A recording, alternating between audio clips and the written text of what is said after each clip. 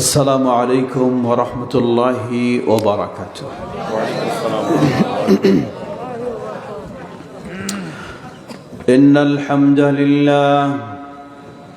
ইন্নাল হামদালিল্লাহি নাহমাদুহু ওয়া নাস্তাঈনুহু ওয়া নাস্তাগফিরুহ ওয়া নাউযু বিল্লাহি মিন শুরুরি আনফুসিনা ومن سيئات أعمالنا ومن يهده الله فلا مضل له ومن يضلل فلا هادي له وأشهد أن لا إله إلا الله وحده لا شريك له وأشهد أن محمدًا عبده ورسوله يا أيها الذين آمنوا اتقوا الله حق تقاته ولا تموتن إلا وأنتم مسلمون أما بعد فإن خير الحديث كتاب الله وخير الهدي هدي محمد صلى الله عليه وسلم وشر الأمور محدثاتها وكل محدثة بدعة وكل بدعة ضلالة وكل ضلالة في النار فأعوذ بالله من الشيطان الرجيم بسم الله الرحمن الرحيم وأن هذا صراطي مستقيما فاتبعوه ولا تتبعوا السبل فتفرق بكم عن سبيله ذلكم وصاكم به لعلكم تتقون وصح عن النبي صلى الله عليه وسلم أنه قال كل أمتي يدخلون الجنة إلا من أبى قيل يا رسول الله ومن يأبى قال من أطاعني دخل الجنة ومن عصاني فقد أبى رواه البخاري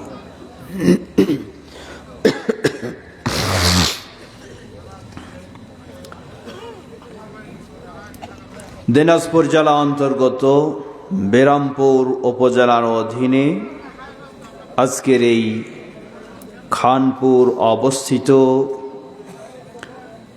মাদ্রাসার উদ্যোগে আয়োজিত ইসলামী সম্মেলনের সম্মানিত সুযোগ্য সভাপতি,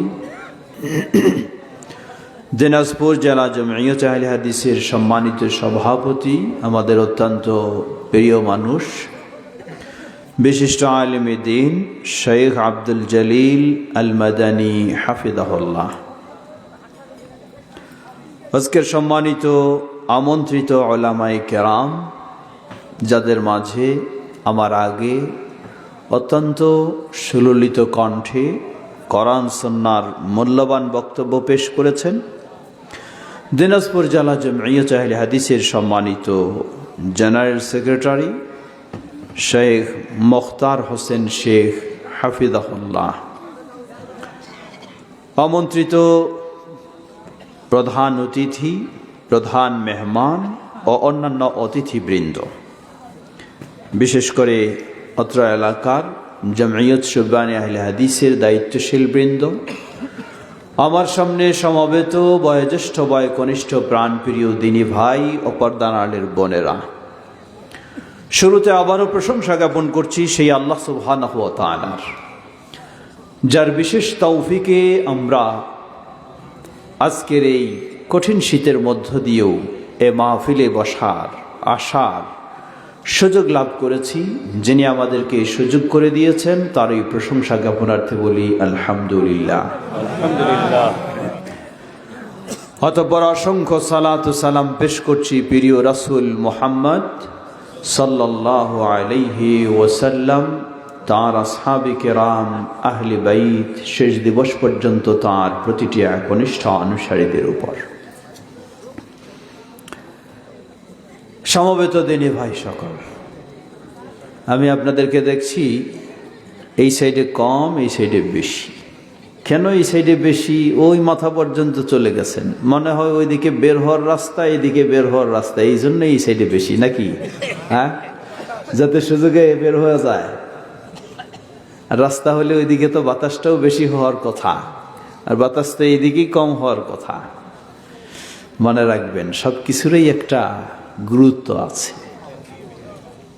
হাদিস সহিহুল বুখারীর, আমার কথা নয়। এই জাতীয় মাহফিলে যারা আসে তারা তিন শ্রেণীর মধ্যে প্রথম শ্রেণীকে যারা বক্তা বা আলোচকের কাছে এসে জায়গা করে নেয়, এরা হলো প্রথম শ্রেণী। কেমনে? আল্লাহর রাসূল সাল্লাল্লাহু আলাইহি সাল্লাম বলেন, হাদিস সহিহ বুখারীর, আমার কথা নয়। আল্লাহর রাসূল সাল্লাল্লাহু আলাইহি সাল্লাম বলেন, যারা বক্তব্য শোনার জন্য বক্তার কাছে এসে জায়গা করে নেয়, স্বয়ং আল্লাহ সুবহানাহু ওয়া তাআলা তাদেরকে আল্লাহর কাছে জায়গা করে দেবেন। সুবহানাল্লাহ, সুবহানাল্লাহ। এর চেয়ে বড় মর্যাদা আর কি হতে পারে? সুতরাং দূরে থাকা চালাকি না কাছে আসা চালাকি? হ্যাঁ, আমাদের দেশের তো সব উল্টা বুঝি, তাই না? যেই লোকটা বেশি ধোঁকা দিতে পারে, বেশি প্রতারণা করতে পারে, বেশি ঠকাতে পারে, ওই লোকটা নাকি কি বেশি চালাক। নাউযুবিল্লাহ। এই হলো আমাদের স্বভাব। যেই লোকটা বেশি দুষ্টামি করতে পারে, বেশি মিথ্যা বলতে পারে, বেশি খারাপ কাজ করতে পারে, এই লোক নাকি হলো বেশি চালাক।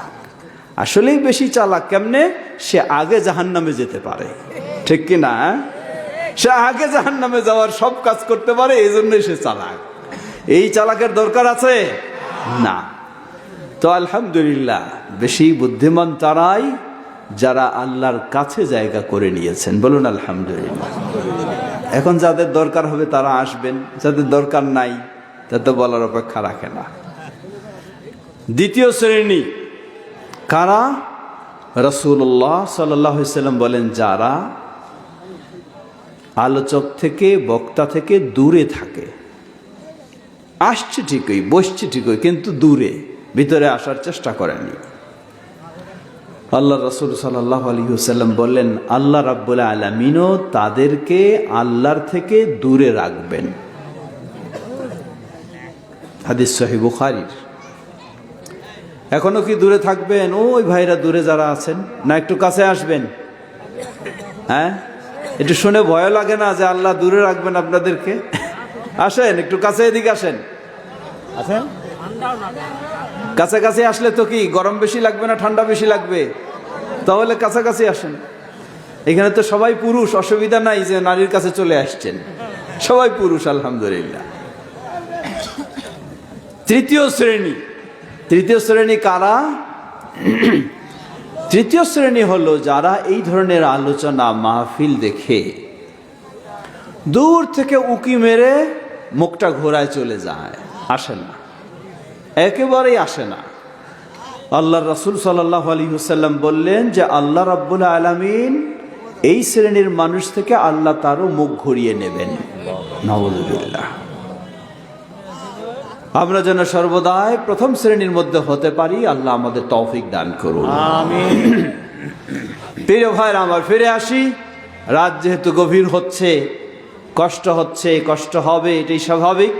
খুব লম্বা সময় আমরা নেব না, কারণ আমি সাধারণত মানুষের 12টা বাজাই না। 12টা বাজলে অনেক সমস্যা। সবচেয়ে বড় সমস্যা, ফরজ কাজ ছুটে যায়। কি ছুটে যায়? ফরজ কাজ ছুটে যায়। ফরজ কোনটা? ওয়াজ শোনা না ফজর নামাজ? ফজরের সালাত হলো ফরজ। কিন্তু ফজরের সালাত যদি আমার ছুটে যায় ওয়াজ শুনতে গিয়ে, তাহলে গোটা জীবন ওয়াজ শুনলেও ইসলামের কোনো কাজ হবে না। এই জন্য আমাদেরও অভ্যাসটা একটু চেঞ্জ করতে হবে। আমরা কি করি, মাহফিলে যাই কখন, এই এশার সালাত পড়বো, তারপর বাসায় গিয়ে খাবো, তারপরে সাজে গুজে মাহফিলে আসবো, ফজর ছুটে যাক, অসুবিধা নাই। এই অভ্যাসগুলি বাদ দিয়ে আসর থেকে শুরু হবে, এশায় গিয়ে শেষ হয়ে যাবে, কোনো সমস্যা নাই। আপনার ঘুমের কষ্ট নাই, পরের দিনের সমস্যা নাই, সুন্দরভাবে আপনি মাহফিলও শুনবেন, এশার সালাতও জামাতের সাথে পড়বেন, ফজরের সালাতও জামাতের সাথে পড়বেন। আল্লাহ রাসূল সাল্লাল্লাহু আলাইহি ওয়াসাল্লাম ফজরের অনেক গুরুত্ব দিয়েছেন। একদিকে বলেছেন, আসকালুস সালাওয়াতি আলাল মুনাফিকিন সালাতুল ইশা ওয়া সালাতুল ফজর। মুনাফিকদের জন্য সবচেয়ে কঠিন ভারী হলো দুটি সালাত, একটি হলো এশার সালাত, আর একটি কি ফজর। ওয়াজ শুনলাম রাত 3টা পর্যন্ত, ফজরে যদি আমাকে না পাওয়া যায়, পরিচয় কি? হ্যাঁ বলেন, পরিচয় কি? কে কে মুনাফিক হতে প্রস্তুত আছেন একটু হাত তোলেন তো দেখি। হ্যাঁ, মাশাআল্লাহ, তাহলে বোঝা যাচ্ছে কথা বুঝতেছেন। এবার ফজরের সময় কে কে মুমিন হতে প্রস্তুত আছেন, এবার হাত তোলেন তো দেখি। মাশাআল্লাহ, আল্লাহ কবুল করে নিন। আমরা আজকে ফজর নয়, গোটা জীবন যেন মুমিন হিসেবে থাকতে পারি, মুমিন হিসাবেই যেন আমরা জান্নাতে যেতে পারি। হাত নামান। শুধু জান্নাতে যাওয়া নয়, জান্নাতের সবচেয়ে বড় নিয়ামত হলো জান্নাতে আপনার যা মন চায় তাই পাবেন, সব প্রস্তুত রয়েছে, শুধু চাওয়া বাকি, রেডি হতে বাকি নয়। সুবহানাল্লাহ। সব কিছু পাওয়ার পরেও যেন মনে একটা জিনিস এখনো বাকি থাকবে। কি বাকি থাকবে? সেটি হলো আল্লাহর দর্শন। বলুন সুবহানাল্লাহ। স্বচক্ষে জান্নাতে আল্লাহকে দেখার সৌভাগ্য হবে জান্নাতীদের। আলহামদুলিল্লাহ।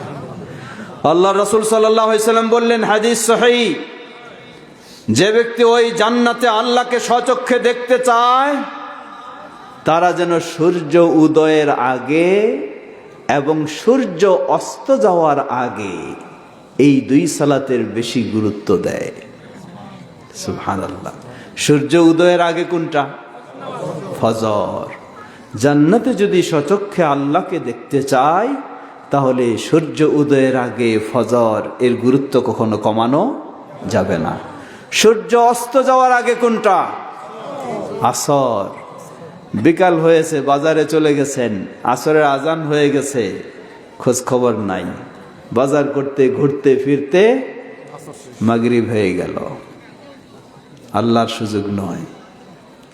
আল্লাহ আমাদের তৌফিক দান করুন।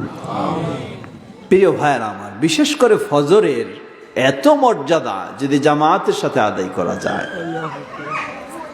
আল্লাহ রাসূল সাল্লাল্লাহু আলাইহি ওয়াসাল্লাম বলেন, একজন ব্যক্তি একা একাই যদি সালাত আদায় করে, আর একজন যদি জামাতের সাথে আদায় করে, এই ব্যক্তির চেয়ে কত গুণ বেশি? 27 গুণ। সুবহানাল্লাহ। এর মানে কি? এর অর্থ হলো এই, আমি একা একা একবার, দুইবার, তিনবার, চারবার করে 27 বার যদি পড়ি এই একটা সালাত, একা একা 27 বার যদি পড়ি, আর জামাতে গিয়ে যদি একবার পড়ি, তাহলে এই 27 বারের চেয়েও আল্লাহ আমাকে বেশি সওয়াব দান করবেন। সুবহানাল্লাহ। কি বিশাল মর্যাদা। এটা গেল এক। দ্বিতীয়, আপনি আপনার বাড়ি থেকে যখন মসজিদে যাবেন, যত কদম ফেলে যাবেন, যত কদম ফেলে আসবেন, প্রতিটি কদমে আল্লাহ সুবহানাহু ওয়া তাআলা সওয়াব দিবেন, মর্যাদা দিবেন, গুনাহ মাফ করে দিবেন। সুবহানাল্লাহ। তৃতীয়, এটি আরো বড়। হাদিস সহিহ মুসলিমের ওসমান ইবনে আফফান রাদিয়াল্লাহু আনহু বর্ণনা করছেন, আল্লাহ রাসূল সাল্লাল্লাহু আলাইহি ওয়াসাল্লাম বললেন, মান সাল্লা সালাতাল ইশা বিল জামাআতি কাআন্নামা কামা নিসফাল লাইল। যে ব্যক্তি জামাতের সাথে এশার সালাত পড়বে, একজন ব্যক্তি যদি অর্ধেক রাত পর্যন্ত রাতের ইবাদত করে, সালাত আদায় করে, তাহাজ্জুদ পড়ে, এতে যে সওয়াব লাভ করবে, একজন শুধু এশার সালাত জামাতে আদায় করে ঘুমালে আল্লাহ ওই সমান সওয়াব তাকে দান করবেন। অপরদিকে ওমান সাল্লা সালাতাস সুবহি বিল জামাআতি কাআন্নামা কামাল লাইলা কুল্লাহ, আর যে ব্যক্তি এশাও পড়েছে ফজরও পড়েছে, তাহলে একটা ব্যক্তি যদি গোটা রাত সালাত আদায় করে, এই গোটা রাত সালাত আদায় করে যতটুকু সওয়াব পাবে, আপনি এশা জামাতের সাথে পড়লেন, ফজর জামাতের সাথে পড়লেন, গোটা সময়টা আপনি ঘুমালেন, আল্লাহ আপনাকে সমান সওয়াব দান করবেন। সুবহানাল্লাহ, সুবহানাল্লাহ, কি বিশাল মর্যাদা! এটি হলো সেই ফজরের। ভিতরে হয়তো কেউ কেউ মনে মনে বলতে পারেন, আপনি ফজর নিয়ে চিন্তা করছেন, আমি তো কোনো ওয়াক্তের খবর নাই। নাউজুবিল্লাহ, এটি কি মুসলিমের কাজ হতে পারে? কি মুসলিমের কাজ হতে পারে? মুসলিম মানে তার 5 ওয়াক্ত সালাত অবশ্যই থাকতে হবে। আল ফারকু বাইনাল আবদি ওয়াল কুফরি তারকুস সালাহ। একজন মুসলিম আর একজন অমুসলিম, দুজনের মাঝে, একজন মুসলিম আর একজন কাফের, দুজনের মাঝে পার্থক্য হলো সালাত। সালাত আছে তো মুসলিম, আর সালাত নাই তো অমুসলিম। কিন্তু আমাদের অবস্থাটা কি? আজান হয়ে গেছে, মসজিদের দিকে আপনি যাচ্ছেন, ডানে বামে কিছু মানুষের দেখা হলো, বললেন চলো ভাই মসজিদে যাই। জবাব কি দেয়? না, জবাব দেয় নামাজ না পড়লেও আমার ইমান ঠিক আছে। হ্যাঁ, আছে না এদিক লোক আছে এরকম? নামাজ না পড়লেও আমার ইমান ঠিক আছে। মনে রাখবেন, ওই ইমান নিয়ে কোনোদিন জান্নাত পাওয়া যাবে না। জান্নাত পেতে হলে অবশ্যই তার কি থাকতে হবে? তার ইমানে 5 ওয়াক্ত সালাত থাকতে হবে, না হলে জান্নাতের আশা করা যাবে না। সুতরাং আমরা আমাদের সকলের জীবনে কমপক্ষে কয় ওয়াক্ত? 5 ওয়াক্ত সালাত ঠিকভাবে আদায় অবশ্যই করব ইনশাআল্লাহ। কিন্তু সালাত কেমন? শুধু সালাত আদায় করলে হবে না, সালাতটা হতে হবে বাপদাদার নিয়ম অনুযায়ী। হ্যাঁ, তা না? তাহলে সমাজের মানুষেরা যেরকম পড়ে ওই রকম হইতে হবে। হ্যাঁ, তাহলে পীর সাহেবরা যেরকম শিখাই গেছে ওইভাবে হতে হবে, তাও না? তাহলে মাযহাবে যেরকম আছে এরকম তো হতেই হবে, তাও না? সুবহানাল্লাহ। আল্লাহ রাব্বুল আলামিন আমাদেরকে একটু বুঝ দিয়েছেন, বলুন আলহামদুলিল্লাহ।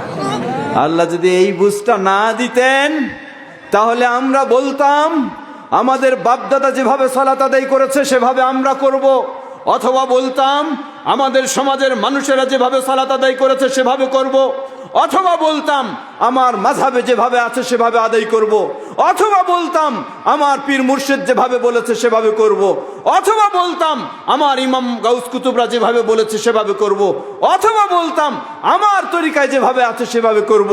কিন্তু আল্লাহ রাব্বুল আলামিন আমাদেরকে হেদায়েত দিয়েছেন, আল্লাহ আমাদেরকে বুঝ দিয়েছেন, যার কারণে আমরা বলি না আমাদের বাপদাদার মতো করব, বলি না আমাদের মাযহাবের মতো করব, বলি না আমাদের তরিকার মতো করব, বলি না আমাদের সমাজের মতো করব, বলি না অমুকের মতো করব, বরং আমরা বলি আমাদের প্রিয় রাসূল মুহাম্মদ সাল্লাল্লাহু আলাইহি ওয়াসাল্লাম যেভাবে আদায় করেছেন সেভাবে করব। লিল্লাহি তাকবীর, লিল্লাহি তাকবীর। এটাই হলো আহলুল হাদিসের পরিচয়, বলুন আলহামদুলিল্লাহ। এটাই আহলুল হাদিসের পরিচয়। আহলুল হাদিস এদিক সেদিক তাকায় না, সরাসরি তাকায় পৃথিবীর শ্রেষ্ঠ মানুষ প্রিয় রাসূল মুহাম্মদ সাল্লাল্লাহু আলাইহি ওয়াসাল্লামের দিকে। তিনি কিভাবে সালাত আদায় করেছেন সেভাবেই আহলুল হাদিসেরা সালাত আদায় করে। হোক বিরলের মানুষ, আর হোক বীরগঞ্জের মানুষ, আর হোক দিনাজপুরের মানুষ, আর হোক বাংলাদেশের যে কোনো অঞ্চলের মানুষ, শুধু তাই নয় বিশ্বের যে কোনো অঞ্চলের মানুষ হোক না কেন, যদি সে সত্যি আহলুল হাদিস হয়ে থাকে, তাহলে সে সালাত হোক, সিয়াম হোক, যাকাত হোক, হজ হোক, ইসলামের যে কোনো বিষয় সব ক্ষেত্রে সে বলবে আমার প্রিয় রাসূল মুহাম্মদ সাল্লাল্লাহু আলাইহি ওয়াসাল্লাম যেভাবেই করেছেন আমি সেভাবেই করব, এর ভিন্ন পথে যেতে পারি না। বলুন আলহামদুলিল্লাহ। এই হেদায়েত কার পক্ষ থেকে? আল্লাহর পক্ষ থেকে। আল্লাহ যদি এই হেদায়েত না দিতেন আমিও অন্যের মতো কথা বলতে পারতাম, ঠিক না? আল্লাহ যদি এই তৌফিক আমাকে না দিতেন তাহলে আমিও অন্যের মতো চিন্তা করতাম, কিন্তু আল্লাহ সুবহানাহু ওয়া তাআলা আমাদেরকে সম্মান দিয়েছেন, মর্যাদা দিয়েছেন। তাই আমাদের দায়িত্ব কর্তব্য হলো আমরা যেন সত্যিকারী খাঁটি রাসূলুল্লাহ সাল্লাল্লাহু আলাইহি ওয়াসাল্লামের অনুসারী হয়ে নির্ভেজাল আহলুল হাদিস হতে পারি। আল্লাহ আমাদের সবাইকে সে তৌফিক দান করুন, আমিন। প্রিয় ভাইরা আমার, আসলে একটা মানুষ যদি চিন্তা করে তাহলে তার কাছে স্পষ্ট হয়ে যায়, আমরা ইসলাম, একজন মানুষ যদি ইসলামে আসে, ইসলাম গ্রহণ করে, কি বলে ইসলাম গ্রহণ করবে? জানা আছে আপনাদের না জানা নাই? কাউকে আপনি ইসলামের দাওয়াত দিলে কি বলবেন? বলতে হবে না? কি বলে ইসলাম গ্রহণ করবে? কালিমা শাহাদা, হ্যাঁ, আশহাদু আল্লা ইলাহা ইল্লাল্লাহু ওয়াহদাহু লা শারীকা লাহ ওয়া আশহাদু আন্না মুহাম্মাদান আবদুহু ওয়া রাসূলুহু। কয়জনের সাক্ষ্য? জোরে বলেন, কয়জনের? একজন হলেন আল্লাহ, এর মানে সব কিছু হতে হবে কার জন্য? আল্লাহর জন্য। আরেকজন হলেন আল্লাহর প্রিয় বান্দা, আল্লাহর প্রেরিত রাসূল মুহাম্মদ সাল্লাল্লাহু আলাইহি ওয়াসাল্লাম, এর মানে সব কিছু হতে হবে রাসূলের মতো, সব কিছু হতে হবে আল্লাহর জন্য, আর সব কিছু হতে হবে রাসূলের মতো। বলুন আলহামদুলিল্লাহ। এটাই হলো লা ইলাহা ইল্লাল্লাহ মুহাম্মাদুর রাসূলুল্লাহ বা কালিমা শাহাদা আশহাদু আল্লা ইলাহা ইল্লাল্লাহু ওয়াহদাহু লা শারীকা লাহ ওয়া আশহাদু আন্না মুহাম্মাদার রাসূলুল্লাহর মূল অর্থ এটাই, যে সব কিছু হতে হবে কার জন্য? আল্লাহর জন্য। আল্লাহ বলেন,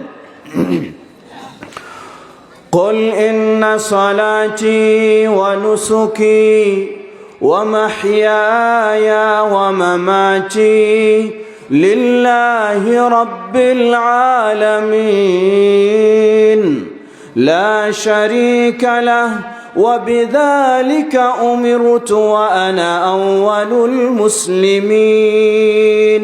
সুবহানাল্লাহ। আল্লাহ বলছেন, বলো, তুমি এই ঘোষণা দাও, তোমার কে কত বড় সেটা আমার দরকার নাই, তোমার ঘোষণা আমার দরকার। কি ঘোষণা?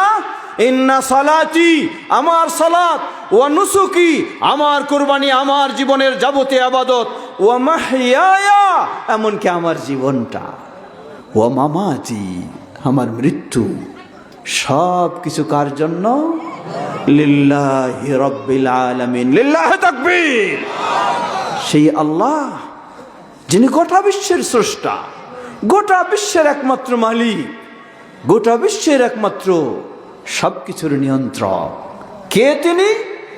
লা শারীকা লাহ, যার কোনো দিক থেকে কোনো রকম শরীক নেই। এখানে স্পষ্ট হয়ে যায়, এই আয়াতের ব্যাখ্যা আমি পরে যাব। আমি যে কথাটি বলতে চাচ্ছিলাম, ইসলাম শুরু হলো কয়জনের দিয়ে? দুইজনের সাক্ষ্য দিয়ে। কয়জনের সাক্ষ্য? একজন আল্লাহ, আর একজন আল্লাহর প্রিয় রাসূল মুহাম্মদ সাল্লাল্লাহু আলাইহি ওয়াসাল্লাম। আহলুল হাদিসের চিন্তা হলো এই, যে আমাদের জীবনটাই শুরু হবে এই দুইজন দিয়ে। এক হলো কার? আল্লাহর জন্য সব ইবাদত, আরেক হলো কার মতো সব ইবাদত? মুহাম্মদ সাল্লাল্লাহু আলাইহি ওয়াসাল্লামের মতো। এইভাবে গোটা জীবনটা চলে যাবে। এমন কি পৃথিবী থেকে আমার জীবন শেষ, রাখা হবে আমাকে কোথায়? কবরে। বলা হবে বিসমিল্লাহি ওয়া আলা মিল্লাতি ইমাম আবি হানিফা। হ্যাঁ না, বিসমিল্লাহি ওয়া আলা মিল্লাতি নকশবন্দি, হ্যাঁ, ওয়া আলা মিল্লাতি চিশতি। বলা হবে লা ইলাহা ইল্লাল্লাহ। আহলুল হাদিসদের চিন্তাটা দেখুন কত পরিষ্কার।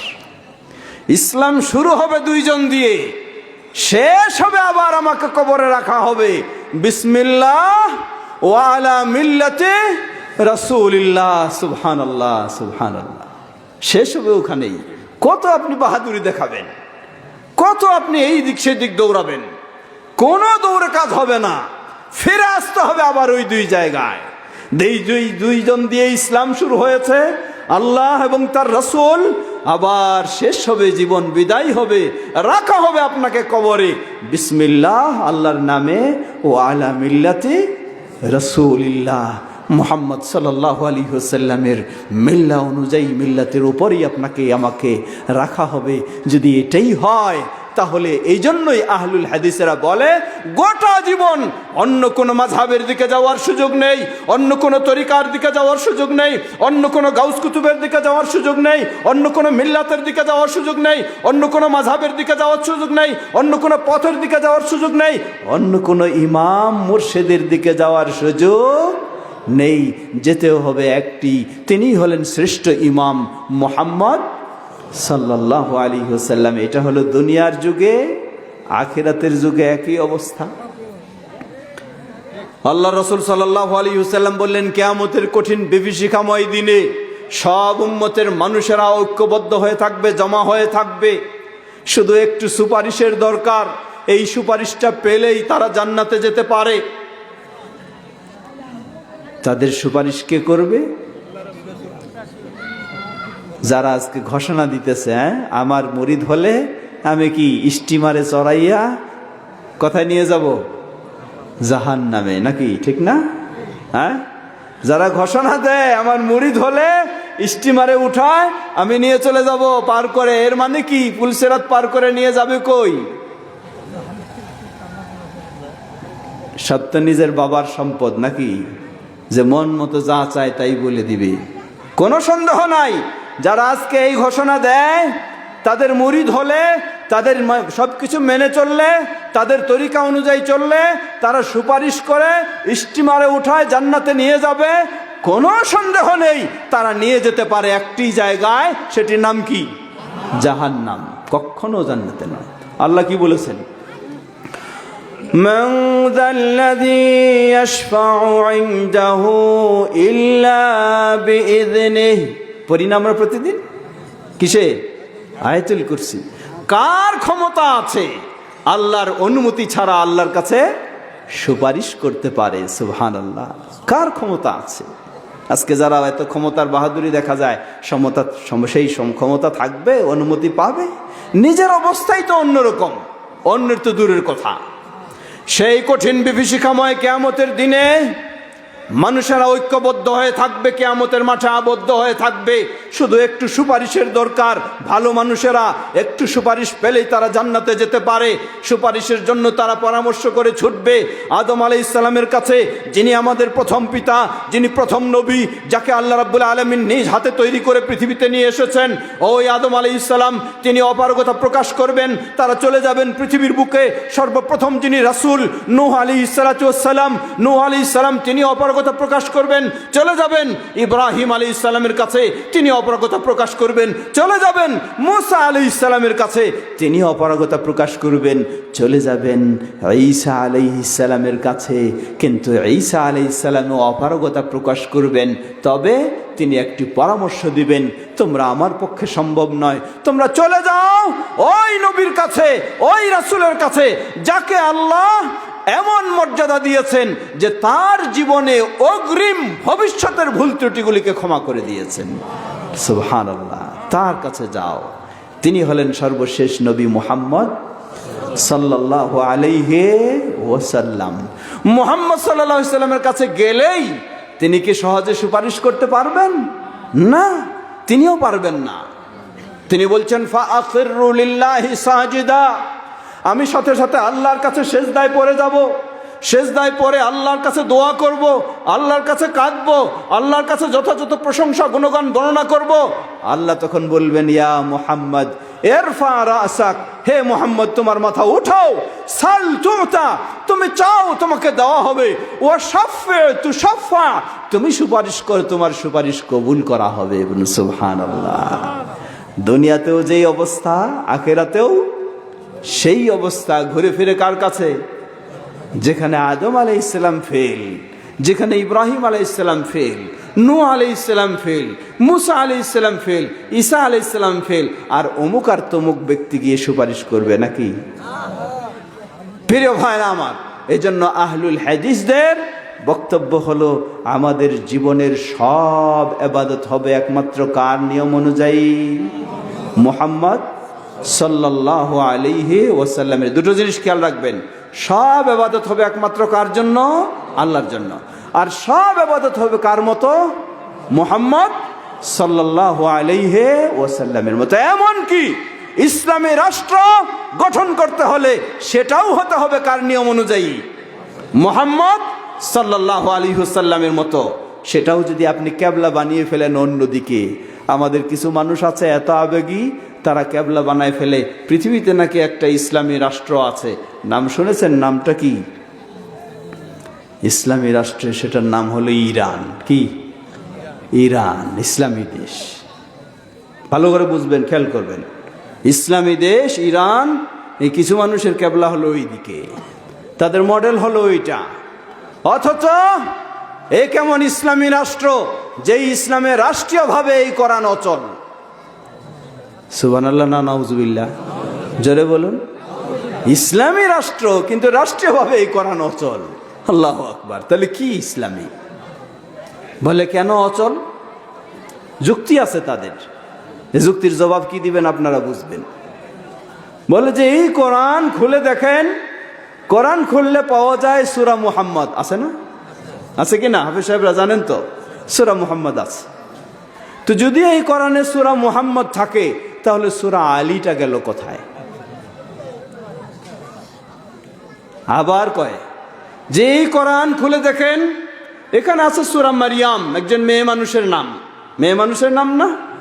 তো সূরা মারিয়াম যদি থাকে তাহলে সূরা ফাতেমাটা গেল কোথায়? আবার বলে এই কোরআন খুলে দেখেন, সেখানে আছে সূরা ইউসুফ। তো সূরা ইউসুফ যদি থাকে তাহলে সূরা হাসান হুসেন গেল কোথায়? এই জন্য এই পন্থীদের কাছে বিশ্বাস হলো এই কোরআন এখনো পরিপূর্ণ কোরআন নয়। জোরে বলেন এবার নাউযুবিল্লাহ। কখন পরিপূর্ণ হবে? তারা 12 ইমামে বিশ্বাসী, তাদের সর্বশেষ ইমাম এর আগমন যখন হবে, সেই ইমাম এই বাকি অংশ, বাকি সূরাগুলি নিয়ে আসবে। বলেন নাউযুবিল্লাহ। এই হলো সেই ইরানি ইসলামী রাষ্ট্র, এই হলো ইসলামী রাষ্ট্র। কোরআনের এই অবস্থা শুধু এটুকু নয়। কোরআন মাজিদ খুলে দেখুন, সেই তেহরানে প্রিন্ট হয় এমন কোরআনে যেখানে আয়াতগুলিতে বিকৃত করে আবু বকর ওমর রাদিয়াল্লাহু আনহুকে লানত বর্ষণ করে আয়াত তৈরি করেছে। তারা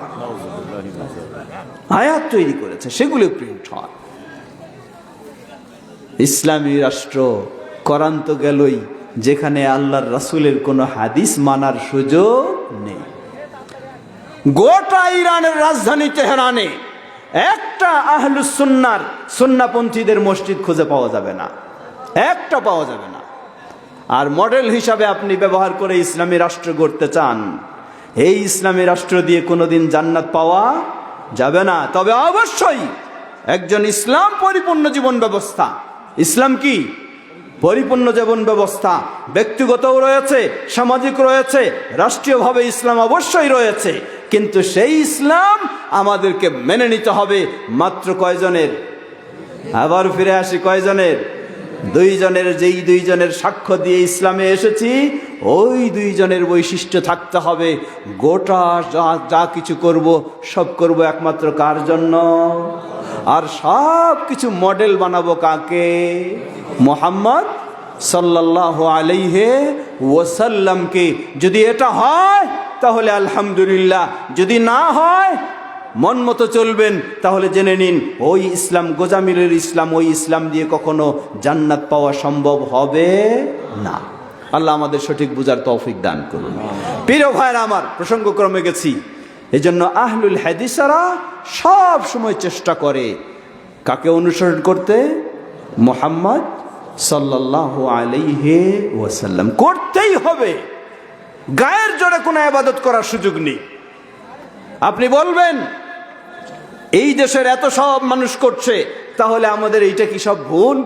জবাব, ইসলামে সত্যের মাপকাঠি সংখ্যাগরিষ্ঠতা নয়।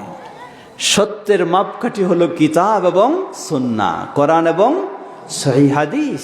সত্যের মাপকাঠি সংখ্যাগরিষ্ঠতা নয়। যদি সত্যের মাপকাঠি সংখ্যাগরিষ্ঠতা হয়, একটু শর্টকাটে আপনাদের জানাই দিচ্ছি।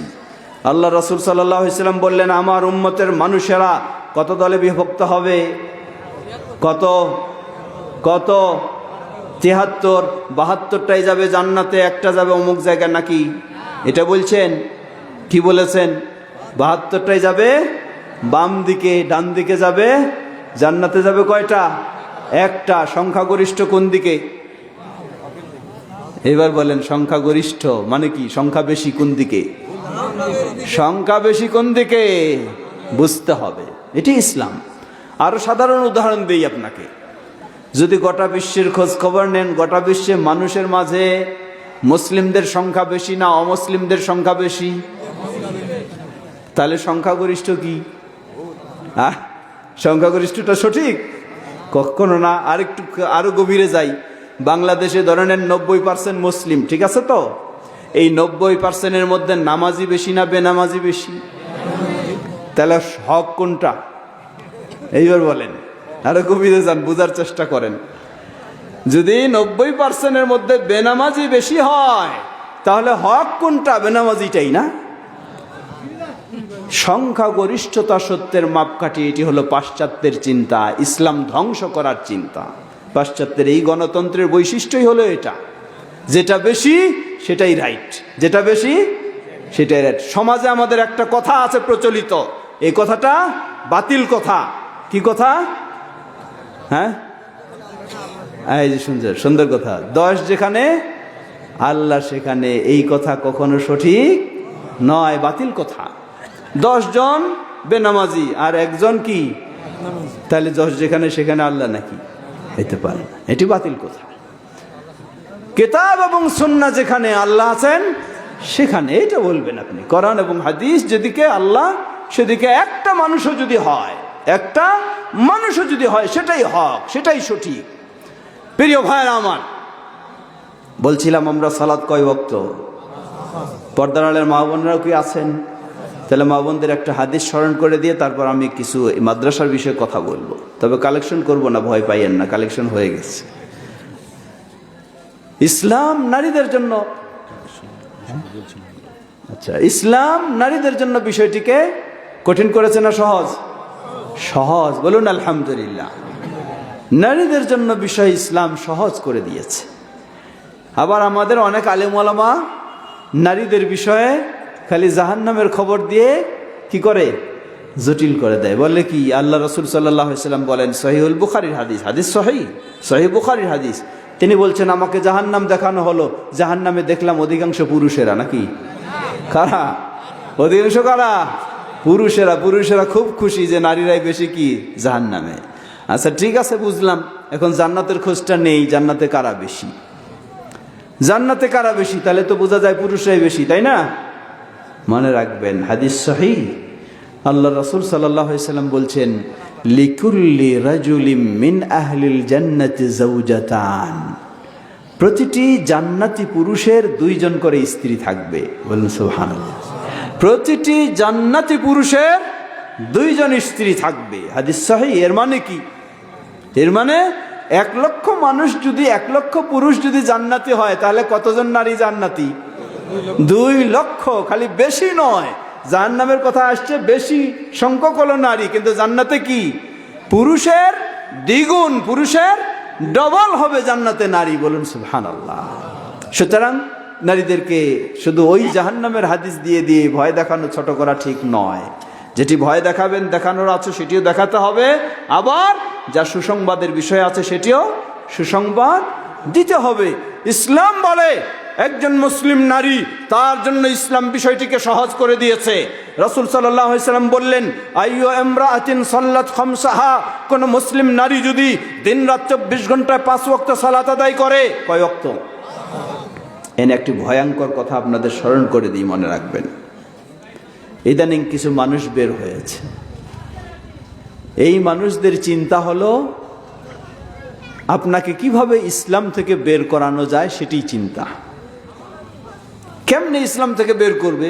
আপনি হলেন কোরআন প্রিয় মানুষ, আপনি নামাজি মানুষ, ধার্মিক মানুষ, আপনাকে যদি বলে যে ইসলাম বাদ দিয়ে চলে আসেন, মানবেন আপনি? বরং উল্টা কি, তারে খবর করে ছাড়বেন, ঠিক কি না? এজন্য সুকৌশল বের করেছে। কৌশল হলো এই কোরআনের দোহাই দিয়ে আপনার কাছে আসবে, আসে বলবে, ভাই এই যুগে শোনেন না এই মাদানী সাহেব বক্তব্য দিলেন, বললেন এই হাদিস সহিহ, এই হাদিস জয়ীফ। এই বক্তা সাহেব বললেন যে এই হাদিস সহিহ, এই হাদিস জয়ীফ, এই হাদিস জাল। এর মানে কি হাদিসের মধ্যে অনেক কিছু সমস্যা, অনেক কিছু ভেজাল। ভেজাল নাই কোন জায়গায়? হ্যাঁ, ভেজাল নাই শুধু আল্লাহর কোরআনে। কারণ এখানে জাল নাই, জয়ীফ নাই, সবটাই কি সহিহ, সবটাই সহিহ। সুতরাং কি মানতে হবে? শুধু কোরআন মানতে হবে, হাদিস মানা যাবে না। ভয়ঙ্কর কথা। আপনি সাধারণ মানুষ, আপনি প্রথমে বুঝে নিলেন যে আসলেই তো হাদিসে অনেক সমস্যা। আমি সাধারণ মানুষ, কেমনে বুঝবো কোনটা সহিহ, কোনটা জয়ীফ, কোনটা জাল? তাই আমি তো সমস্যায় পড়ে যেতে পারি। জাল হাদিস মানলে, জাল হাদিস মানা জায়েজ নেই, হারাম। তো মনে করবেন তাহলে ঠিক আছে, হাদিস বাদেই রাখি, যেহেতু সমস্যা আছে। কি মানবো? শুধু কোরআন মানবো। মেনে নিলেন। পরের দিন আসে আপনাকে বলবে যে ভাই আপনি কি ব্যাপার, 5 বার কেন মসজিদে যান? কেন যাব না? আপনি গোটা কোরআন খুঁজে দেখেন 5 বারের কথা বলা হয়েছে নাকি? তা তো বলা হয় নাই। এই থেমে গেলেন। আর যার ভিতরে একটু দুর্বলতা আছে, মসজিদে যাইতে কঠিন হয়, সে তো বুঝে এইবার তো দলিলটা পাই গেলাম। হ্যাঁ, যে কোরআনে 5 বার বলা নাই, কেমনে ইমাম সাহেব বলে বারবার 5 বার যাইতে, এইবার দেখবো। আসলেই বাস্তব, কোরআনে ইঙ্গিত সূচক 5 বার 5 সময়ের উল্লেখ আছে, কিন্তু খামসা সালাওয়াত এইভাবে কোরআনে উল্লেখ নাই। উল্লেখ আছে কোথায়? উল্লেখ আছে আল্লাহ রাসূল সাল্লাল্লাহু আলাইহি ওয়াসাল্লামের হাদিসে, সহিহুল বুখারীর হাদিস। রাসূল সাল্লাল্লাহু আলাইহি ওয়াসাল্লাম বললেন, ওয়া আ'লামহুম আন্নাল্লাহ ইফতারাদা আলাইহিম খামসা সালাওয়াতিন ফি কুল্লি ইয়াউমিন ওয়া লাইলা।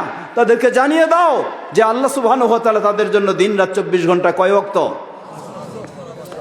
অতএব যারা এই চিন্তায় আপনাকে ইসলাম থেকে দূরে সরাবে, বিস্তারিত যাচ্ছি না, সময়ের দরকার। যারা এই ইসলাম থেকে দূরে সরাবে, তারা সুকৌশলে কোরআন নিয়ে আপনার কাছে আসে কথা বলবে। হাদিস আর মানা যাবে না, শুধু মানতে হবে কোরআন। পর্যায়ক্রমে আপনাকে নিয়ে যাবে। 5 ওয়াক্ত সালাত নেই, যাকাত নেই, সিয়াম নেই, হজ নেই, আর কিছুই মানতে হবে না। এমন কি ইসলামে প্রবেশের বাক্য হলো কালিমা শাহাদা। এই কালিমা শাহাদাও কি কোরআনে আছে না হাদিসে আছে? এটাও হাদিসে আছে, সেটাও চলবে না। সুতরাং এক বাক্যে মনে রাখবেন, যারা বলে 5 ওয়াক্ত সালাত নেই বা মসজিদে যেতে হবে না, এইভাবে সালাত আদায় করতে হবে না, আর বলে শুধু কোরআন মানতে হবে, হাদিস মানতে হবে না, এক বাক্যে জেনে নেবেন তারা মুসলমান হতে পারে না। কোরআন মানতে হলে সে হাদিস মানতে বাধ্য, কোরআনই তাকে বাধ্য করেছে, ঠিক কিনা? আল্লাহ রাব্বুল আলামিন হাজারো বার বলেছেন বিভিন্ন ভাবে রাসূলুল্লাহ সাল্লাল্লাহু আলাইহি ওয়াসাল্লামের হাদিস মানার জন্য। আল্লাহ রাব্বুল আলামিন যেমন সূরা হাশর 7 নম্বর আয়াত, আল্লাহ বলেন, ওমা আতাকুমুর রাসূলু ফাখুযু। রাসূল তোমাদেরকে যা দিয়েছেন তা গ্রহণ করো। কে বলে? কোরআন বলছে, আল্লাহ বলছেন। তাহলে কোরআনই বলছে রাসূল যা তোমাদেরকে দিয়ে গেছেন তা গ্রহণ করো। আর তুমি বলছো হাদিস মানবো না, তাহলে কি তুমি কোরআন মানো? আসলে তারা কোরআনও মানে না। এই জন্যই কোরআনই বলে দিচ্ছে তারা কোনোদিন মুমিনও হতে পারে না। মনে রাখবেন, সূরা নিসা, কোন সূরা? নিসা, আয়াত নাম্বার 65। কত? 65। আল্লাহ সুবহানাহু ওয়া তাআলা স্পষ্ট বলেছেন। আল্লাহ বলেন, ফালা ওয়া রাব্বিকা লা ইউমিনুন হাত্তা ইউহাক্কিমুকা ফীমা শাজারা বাইনাহুম ثم لا يجدوا في أنفسهم حرجا مما قضيت ويسلموا تسليما। سبحان الله। আল্লাহ কত কঠিন ভাবে বলছেন। আল্লাহ বলছেন, ফালা ওয়া রাব্বিকা লা ইউমিনুন, হে নবী তোমার রবের কসম করে বলছি তারা ঈমানদার নয় যতক্ষণ না তারা তাদের বিবাদের বিষয়গুলি তোমার মাধ্যমে সমাধান মেনে নেয়। বলুন সুবহানাল্লাহ। আপনি বলবেন হাদিস মানি না, তাহলে কি আপনি নবীর মাধ্যমে সমাধান মেনে নিয়েছেন? কোশ্চেন কালেও না। সুতরাং এই কোরআনই বলে দিচ্ছে তারা কোনোদিন মুমিন হতে পারে না। অতএব এক বাক্যে যারা বলে 5 ওয়াক্ত সালাত নেই, যারা বলে কবরের আযাব নেই, যারা বলে আখিরাতে শাফাআত নেই, এই জাতীয় কথাগুলি যারা বলবে, আপনি মনে করবেন এরা বলে থাকে হাদিস মানা যাবে না। এদেরকে মনে রাখবেন, বিশ্বাস করবেন, এরা মুসলিম হতে পারে না। এদের সাথে কোনো কথার বলার সুযোগ নেই, কোনো কথার বলার সুযোগ নেই। মুসলিম মানেই তাকে মানতে হবে কোরআন এবং সহিহ হাদিস। সেই 1400 বছর পূর্বেই নবী মুহাম্মদ সাল্লাল্লাহু আলাইহি ওয়াসাল্লাম তিনি স্পষ্টভাবে ঘোষণা করেছেন, তিনি বলেছেন, জেনে রাখো, তারাকতু ফীকুম আমরাইন লান তাদিল্লু মা তামাসসাকতুম বিহিমা কিতাবুল্লাহি ওয়া সুন্নতি। আমি রেখে গেলাম তোমাদের মাঝে মাত্র দুটি জিনিস, যতক্ষণ পর্যন্ত তোমরা এই দুটোকে আঁকড়ে ধরবে কখনো তোমরা পথভ্রষ্ট হবে না। একটি হলো আল্লাহর কিতাব আল কোরআনুল কারীম, অপরটি হলো নবী মুহাম্মদ সাল্লাল্লাহু আলাইহি ওয়াসাল্লামের সুন্নাহ বা সহিহ হাদিস। লিল্লাহি তাকবীর, লিল্লাহি তাকবীর। সুতরাং মুসলিম মানেই তাকে কোরআন এবং সহিহ হাদিস মানতে হবে। যদি না মানে তাহলে সে মুসলিম থাকতে পারে না। এটি হলো আহলুল হাদিসদের আদর্শ, এটি হলো আহলুল হাদিসদের আকীদা বিশ্বাস। ফিরে আসি, বলছিলাম আল্লাহ রাসূল সাল্লাল্লাহু আলাইহি ওয়াসাল্লাম বললেন, কোন মুসলিম নারী দিনরাত 24 ঘন্টায় কত ওয়াক্ত সালাত আদায় করবে? 5 ওয়াক্ত। তবে শীতকালে ফজরটা না পড়লেও চলবে নাকি? হ্যাঁ, থাকা যাবে মুসলিম না। কারো সমস্যা হইতে পারে, আলাদা জিনিস। হঠাৎ ঘুম থেকে টের পায়নি, আলাদা জিনিস। কিন্তু কেউ যদি ইচ্ছা করে প্রতিদিন দেরিতে ঘুমাবে আর ফজর পড়বে না, তাহলে তার ঈমান থাকার সুযোগ নেই। 4 ওয়াক্ত ঠিকই পড়ে, 100% 4 ওয়াক্ত পড়ে, কিন্তু 1 ওয়াক্ত খবর নাই, তাহলে মুসলিম থাকা যাবে না। আল্লাহ জয় ওয়াক্ত দিয়েছেন তো ওই ওয়াক্তই পড়তে হবে। কোন মুসলিম নারী যদি দিনরাত 24 ঘন্টায় 5 ওয়াক্ত সালাত আদায় করে, তবে তার সালাতটা হতে হবে সমাজের নিয়ম অনুযায়ী নয়, শ্বশুরের নিয়ম অনুযায়ী নয়, স্বামীর নিয়ম অনুযায়ী নয়। নিয়ম হতে হবে নবী মুহাম্মদ সাল্লাল্লাহু আলাইহি ওয়াসাল্লামের। এর মানে আমাদের সমাজে নিয়ম শিক্ষা দেওয়া হয়, মেয়েরা সালাত আদায় করবে, তাদের হাত বাঁধা ভিন্ন, তাদের রুকুর নিয়ম ভিন্ন, তাদের সেজদার নিয়ম ভিন্ন। একেবারে মাটিতে অর্ধেকটা শুয়ে গিয়ে সেজদা দিবে না।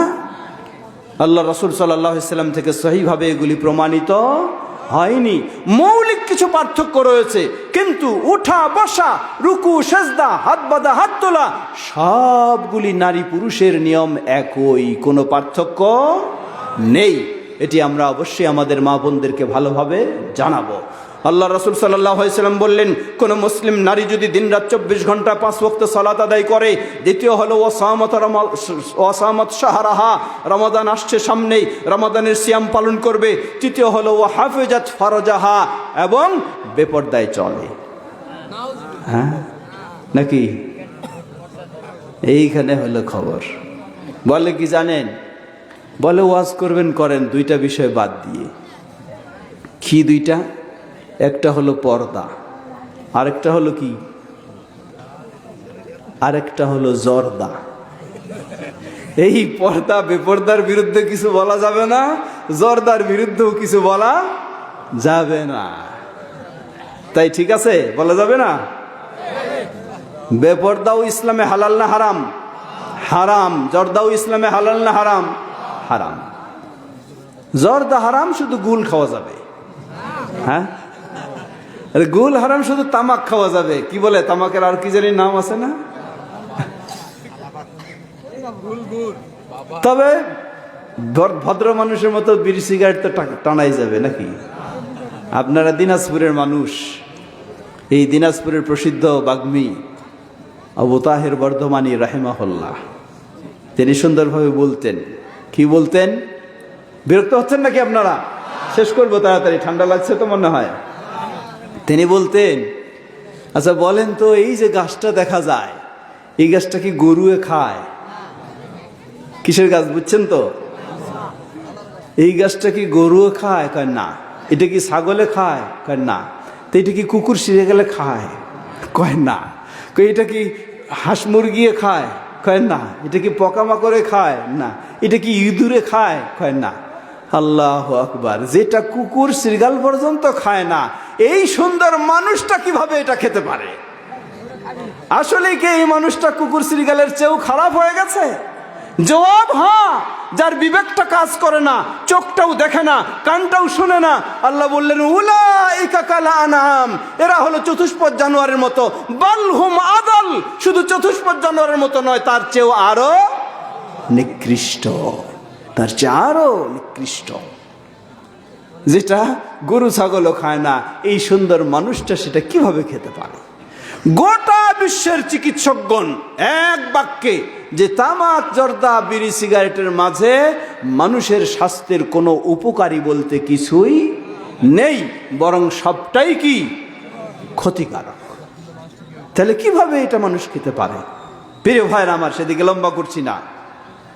যদিও কারো অভ্যাস থেকে থাকে, আপনি মনে করবেন না যে আপনাকে আমি টার্গেট করে কথা বলছি, না, আমি আপনাকে ভালোবেসে কথা বলছি।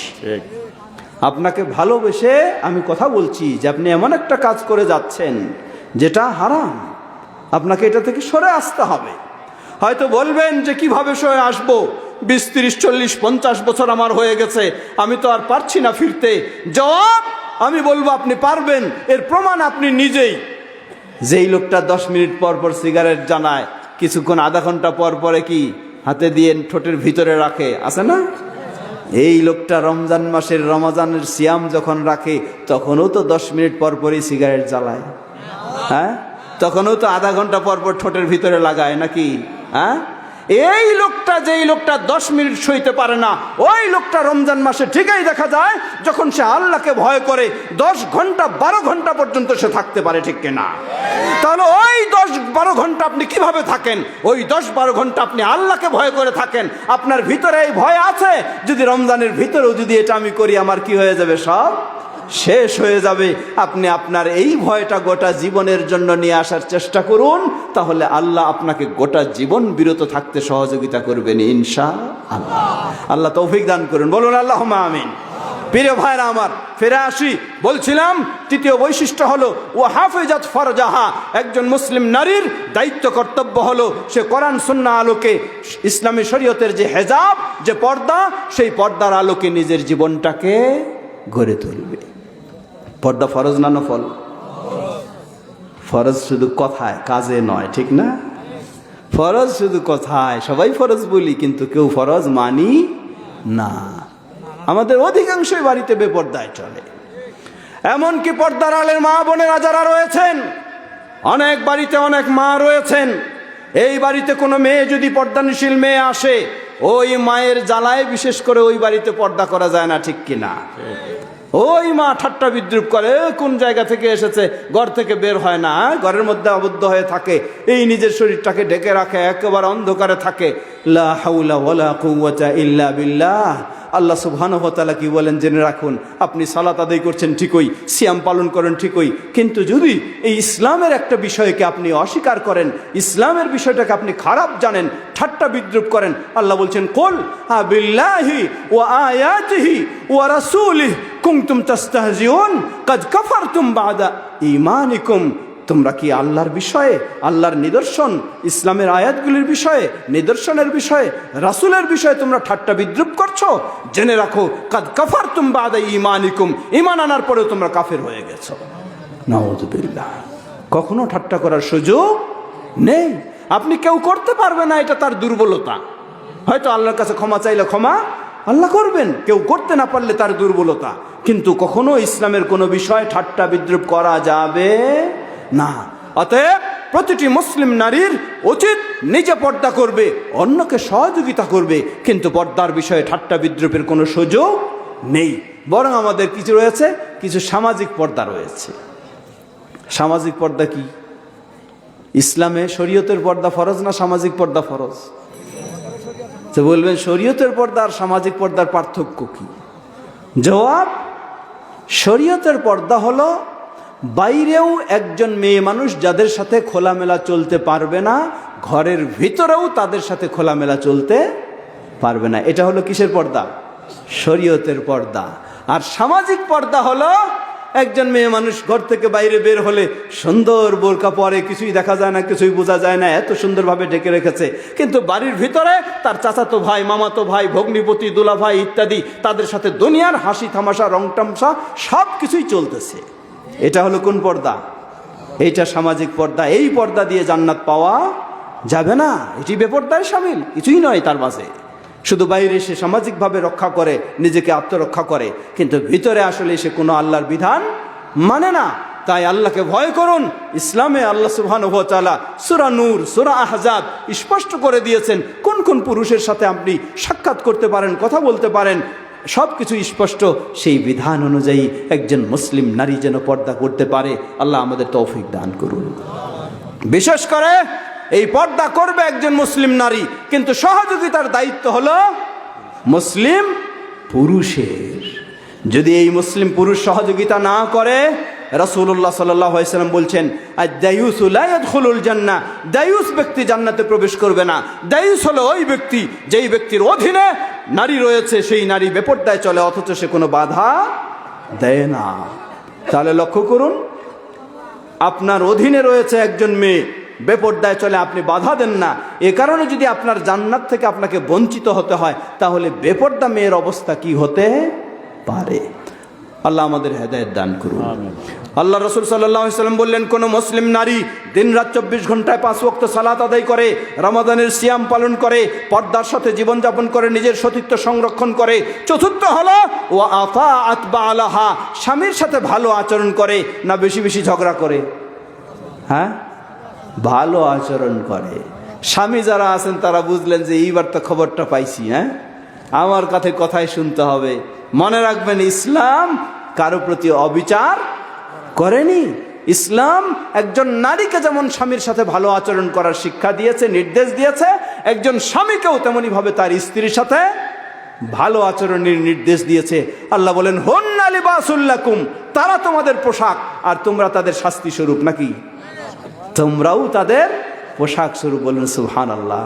ইসলাম দুই দিকেই দায়িত্ব দিয়েছে, দুই দিকেই দায়িত্ব। স্বামী যেহেতু রোজগার করে নিয়ে আসবে, তাই তার কিছুটা বেশি থাকতেই হবে, কারণ দুইজনের সমান হতে পারে না। দুইটা আঙ্গুলে যদি সমান থাকতো তাহলে কোনো কিছু ধরা যাবে? 5টা আঙ্গুল যদি আল্লাহ সমান করে দিতেন, সুবহানাল্লাহ। একটা আঙ্গুল এইরকম, একটা আঙ্গুল আরো সবচেয়ে বড়, একটা আরেক রকম। আল্লাহ রাব্বুল আলামিন এর মাঝেই হিকমত, মানে জিনিসটা ধরতে হলে 5টা আঙ্গুল সমান হলে আপনি পারতেন না। আল্লাহ সুবহানাহু ওয়া তাআলা এই জন্য স্বামী স্ত্রী দুজনের দায়িত্ব দুই রকম দিয়েছেন, দুজনের আনুগত্যও দুই রকম দিয়েছেন। তাই উভয়কে ভালো আচরণ করতে হবে। স্বামীও ভালো আচরণ করবে, স্ত্রীও স্বামীর সাথে ভালো আচরণ করবে।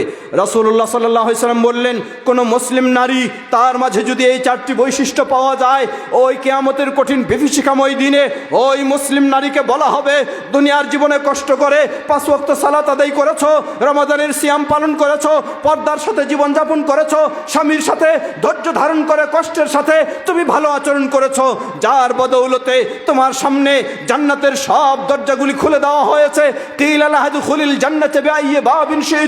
তাকে বলা হবে, এই সব দরজাগুলি খোলা রয়েছে, যেই দরজা দিয়ে ইচ্ছা হয় তুমি সেই দরজা দিয়ে জান্নাতে প্রবেশ করো।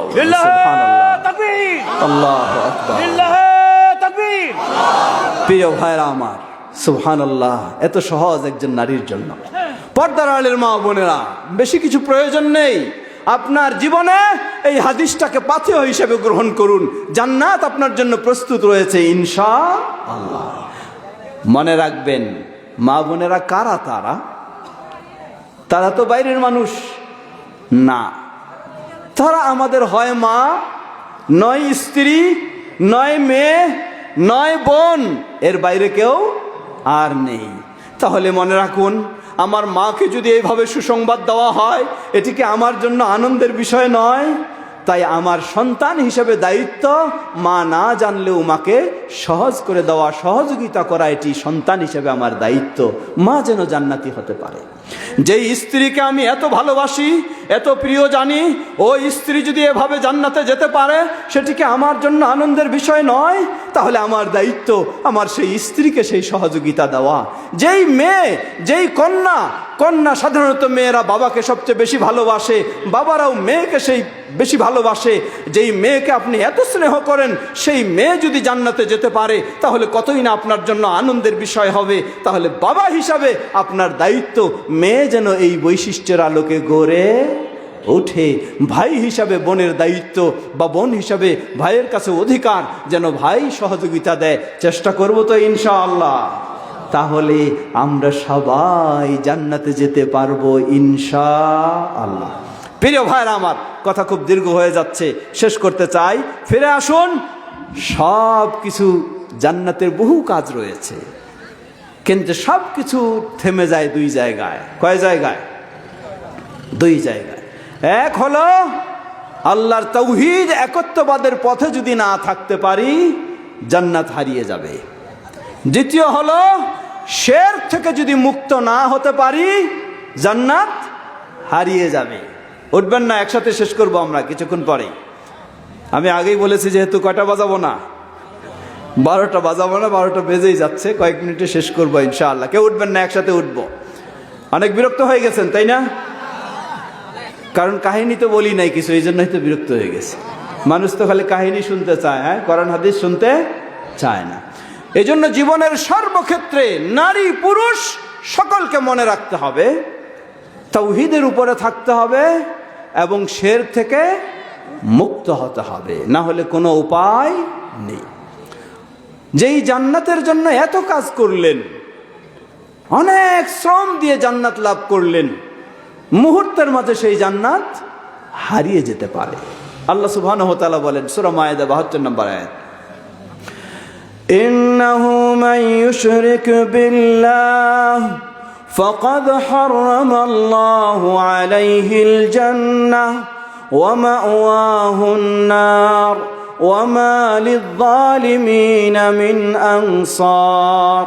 ইন্নাহু মান ইউশরিক বিল্লাহ, যে আল্লাহর সাথে শিরকে লিপ্ত হয়, ফাকাদ হারামাল্লাহু আলাইহিল জান্নাহ, আল্লাহ তার জন্য জান্নাতকে হারাম করে দেন, ওয়া মাওয়াহুন নার, অপরিহার্য করে দেন জাহান্নাম, ওয়া মা লিয-যালিমিনা মিন আনসার, আর এই জালেম মুশরিকদের জন্য দুনিয়া ও আখিরাতে আল্লাহর পক্ষ থেকে কোনো সাহায্য সহযোগিতা হবে না। তাই সব সময় আমাদেরকে মনে রাখতে হবে, এটি আহলুল হাদিসদের মূল দাওয়াত, আমরা যেন আল্লাহর তাওহীদ একত্ববাদের পথে থাকি এবং কি থেকে মুক্ত থাকব? শিরক থেকে মুক্ত থাকব। আমরা যেন সুন্নাহর পথে থাকি এবং কি থেকে মুক্ত থাকব? বেদআ থেকে মুক্ত থাকব। দুটো জিনিস, এক হলো তাওহীদের পথে থাকব, শিরক মুক্ত হব। দ্বিতীয় হলো সুন্নাহর পথে থাকব, কি মুক্ত হব? বেদআ মুক্ত হব। না হলে আমাদের আমল আমরাই ধ্বংস করে দেব, আল্লাহর কাছে কিছু পাওয়া যাবে না। প্রিয় ভাইয়েরা আমার, আজকে যে আয়োজন, এই আয়োজনটি হলো একটি মাদ্রাসার বিষয়ে। এ মর্মে দুটি হাদিস বলেই শেষ করব। খেয়াল করবেন, আজকে বাবা মা সন্তানকে এত কষ্ট করে মানুষ করে, কিন্তু এই সন্তান যখন দুনিয়া এবং আখিরাতে কাজে না আসে, বাবা মার কাছে এর চেয়ে বড় কষ্ট আর কিছু হয় না, ঠিক কিনা? এর চেয়ে বড় কিছু না। আপনার সন্তান নেশাগ্রস্ত হয়ে যায়, মাদকাসক্ত হয়ে যায়, বেনামাজি হয়ে যায়, বেদিন হয়ে যায়, নাস্তিক হয়ে যায়, আপনাকে ঘর বাড়ি থেকে বের করে দেয়, হুমকি দেয়, ধুমকি দেয়, গালিগালাজ করে, বয়স্ক বৃদ্ধ হয়ে গেলে তো আরো জ্বালা যন্ত্রণার শেষ নেই। কেন? কারণটা কি? ছেলেটারই খালি দোষ নাকি? না কার দোষ? দোষ আমারও আছে, আমি ভালো সন্তান মানুষ করতে পারি নাই। এজন্য মনে রাখতে হবে, ছোট্ট একটি মাদ্রাসা হয়তো শুরু হয়েছে। প্রথমে মাদ্রাসা যারা পরিচালনা করছেন তাদেরকে ধন্যবাদ জানাবো, সুন্দর একটি উদ্যোগ নিয়েছেন। সেই সাথে অনুরোধ জানাবো, দিনাজপুর জেলার সম্মানিত সভাপতি আছেন, সম্মানিত সেক্রেটারি সাহেব আছেন, ওনাদের সাথে যোগাযোগ করে মাদ্রাসা খালি করলে হবে না, মাদ্রাসার পড়াটা যেন নির্ভুল হয়, পড়াটা যেন সুন্নাহ অনুযায়ী হয়, এটি আপনারা ওনাদের সহযোগিতা নিয়ে সেটি চেষ্টা করবেন। দ্বিতীয়, আপনাদের সবাইকে অনুরোধ জানাবো, সন্তান এমন গড়ে তুলতে হবে। হাদিস সহিহ, রাসূলুল্লাহ সাল্লাল্লাহু আলাইহি ওয়াসাল্লাম বললেন যে যারা জান্নাতে যাবে, এই জান্নাতের মানুষেরা, উদাহরণস্বরূপ ধরে নেন সেকেন্ড ক্লাস জান্নাতে আছে, হঠাৎ তারা দেখবে যে ফার্স্ট ক্লাস জান্নাতে চলে গেছে। বলেন সুবহানাল্লাহ।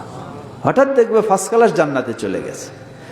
ফার্স্ট ক্লাস জান্নাত দেখে তারা হতবাক হবে, আল্লাহর কাছে প্রশ্ন করবে, হে আল্লাহ, আমি তো এই জান্নাতের অধিকারী ছিলাম না, কিভাবে আমি এই জান্নাতে চলে আসলাম? আন্না লি হাদিহি, হে আল্লাহ, কিভাবে আমি এই মর্যাদা লাভ করলাম? আল্লাহ জবাব দিবেন, সুবহানাল্লাহ, খেয়াল করবেন, আল্লাহ জবাব দিবেন, লি ইস্তিগফারি ওয়ালাদিকা লাকা, জেনে রাখো পৃথিবীতে তুমি রেখে এসেছো তোমার সন্তান, ওই সন্তান বাবা মায়ের জন্য বলে রব্বির হামহুমা কামা রাব্বায়ানি সগীরা। সেও সালাত আদায় করে, সেও দিনদার ধার্মিক ছেলে, আর সে যত আল্লাহর কাছে ক্ষমা চায়, বাবা মার জন্য ক্ষমা প্রার্থনা করে, যার বিনিময়ে আল্লাহ আপনার অটোমেটিকভাবে জান্নাতে মর্যাদা বৃদ্ধি করে দেবেন। সুবহানাল্লাহ, সুবহানাল্লাহ। এই বাবা হলো সত্যি সৌভাগ্যবান। আপনার ছেলে হতে পারে দেশের প্রেসিডেন্ট, কিন্তু তার মধ্যে দিন নেই, ঈমান নেই, সালাত নেই, আপনার জন্য একবারও আল্লাহর কাছে রব্বির হামহুমা বলতে পারে না। আপনি সৌভাগ্যবান বাবা হতে পারেন না, সৌভাগ্যবান মা নন।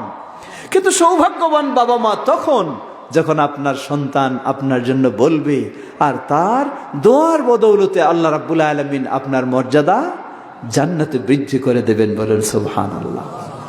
সুতরাং আমাদের সকলের দায়িত্ব সন্তান যেন এই ধরনের গড়ে উঠে, এই জন্য এইরকম প্রতিষ্ঠান আমাদেরকে প্রতিষ্ঠা করতে হবে। এর মানে আপনার ছেলে ইঞ্জিনিয়ার বানাতে পারবেন না, ডাক্তার বানাতে পারবেন না সেটা নয়, অবশ্যই পারবেন। কিন্তু ছেলে হতে হবে নামাজি ডাক্তার, ছেলে হতে হবে নামাজি ইঞ্জিনিয়ার। তাহলে ওই ছেলে, ওই ডাক্তার, ওই ইঞ্জিনিয়ার আপনার জন্য দোয়া করবে। আর যদি হয়ে যায় নাস্তিক ডাক্তার, সে দোয়া তো দূরের কথা, ঘাড় ধাক্কা দিয়ে আপনাকে ঘর থেকেও বের করে দিতে পারে। তো এই জন্য আমাদের প্রতিষ্ঠান সুন্দর করতে হবে। আর প্রতিষ্ঠানে আমাদের বাচ্চাদেরকে কমপক্ষে ছোট বয়সে প্রাথমিক শিক্ষাটা, তাকে ইসলামের শিক্ষাটা অবশ্যই দিতে হবে। তাহলে তার ভিতরে থাকবে ঈমান, ভিতরে থাকবে আল্লাহর ভয়। সে বড় হলেও সে আল্লাহর ভয় কখনো ভুলে যাবে না। চেষ্টা করব তো ইনশাআল্লাহ। তাহলে এই মাদ্রাসাটাকে সহযোগিতা করব না, করব কি না? বলছিলাম দুইটা হাদিস, আরেকটা হাদিস বলি, পর্দার আলের মা বোনেরা শুনবেন। আল্লাহ রাসূল সাল্লাল্লাহু আলাইহি ওয়াসাল্লাম বলেন, এই হাদিসটি সহিহ, শেখ আলবানী রাহিমাহুল্লাহ সিলসিলা সহিহায় নিয়ে এসেছেন।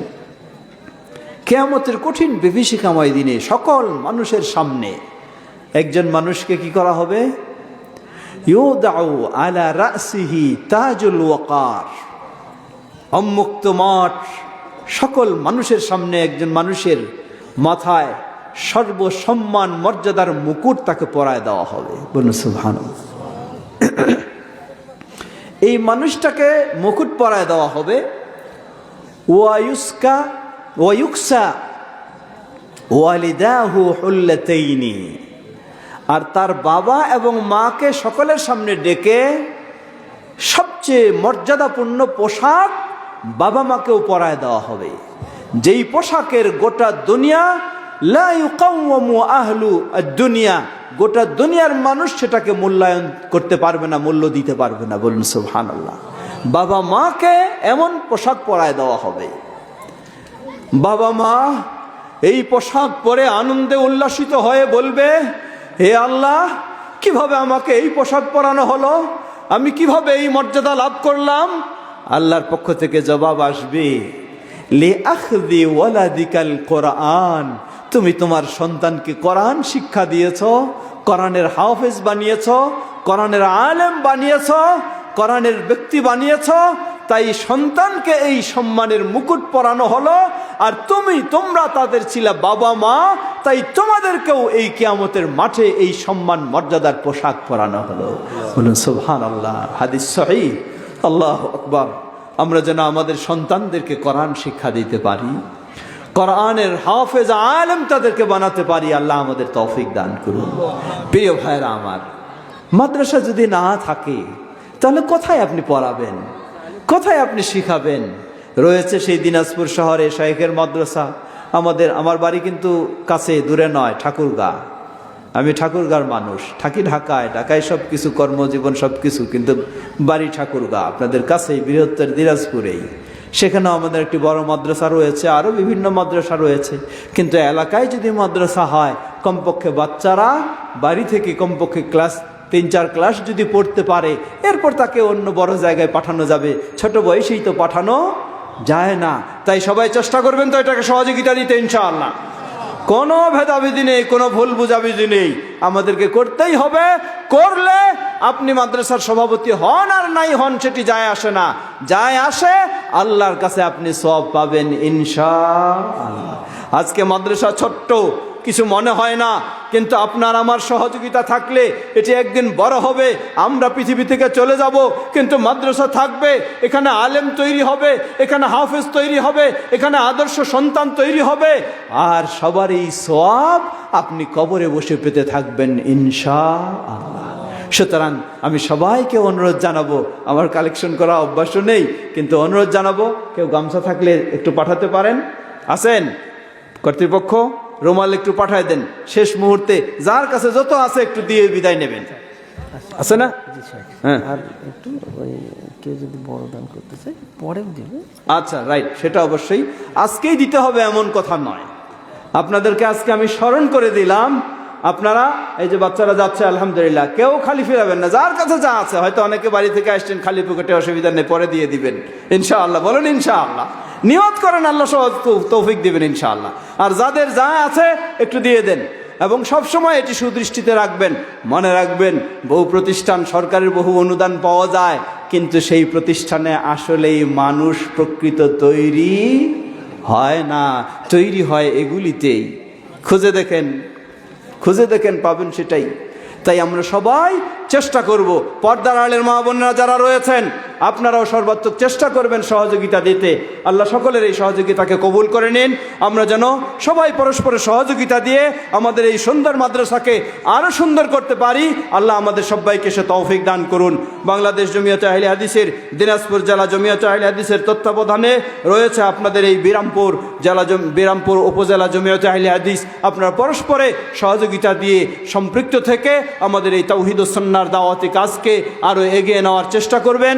আল্লাহ আমাদের সবাইকে সে তৌফিক দান করুন, বলুন আল্লাহুম্মা আমিন। আমি আগেই বলেছিলাম আপনাদের 12টা বাজাবো না, কিন্তু 12টা পার হয়ে গেছে, এই জন্য আর দীর্ঘ করতে চাই না। এতক্ষণ যাবৎ যে কথাগুলি আমরা শুনেছি, আমরা যেন সবাই একটু হলেও মেনে চলার চেষ্টা করব তো ইনশাআল্লাহ। আল্লাহ আমাদের সবাইকে সে তৌফিক দান করুন। আমাদের মাঝে উপস্থিত অনুপস্থিত যারা অসুস্থ রয়েছেন, আমার আব্বাও দীর্ঘদিন বিছানায় রয়েছে, আল্লাহ সকল অসুস্থদেরকে পরিপূর্ণ সুস্থতা দান করুন। যারা আমাদের বিপদগ্রস্ত, আল্লাহ সকলকে বিপদ থেকে মুক্তি দান করুন। আমাদের প্রিয়জন বাবা মা ভাই বোন যারা বিদায় নিয়ে চলে গেছেন, আল্লাহ তাদের ভুল ত্রুটি ক্ষমা করে তাদেরকে জান্নাতুল ফেরদাউস নসিব করুন। আর আমাদের সন্তানদেরকে যেন আমরা ইসলামের আলোকে গড়ে তুলতে পারি, আল্লাহ আমাদের সকলকে সে তৌফিক দান করুন। আমাদের এই দেশকে আল্লাহ তাওহীদ ও সুন্নাহর পথে কবুল করে নিন। দেশকে সকলকে তাওহীদ ও সুন্নাহর পথে হেদায়েত দান করুন। আমাদের এই সুন্দর মাদ্রাসাকে আল্লাহ কবুল করে নিন, যেন সকলে এটিকে সহযোগিতা দিয়ে আরো সুন্দর করতে পারি। আল্লাহ আমাদের সবাইকে সে তৌফিক দান করুন। রব্বানা আতিনা ফিদ দুনিয়া হাসানাতাও ওয়া ফিল আখিরাতি হাসানাতাও ওয়া কিনা আযাবান নার।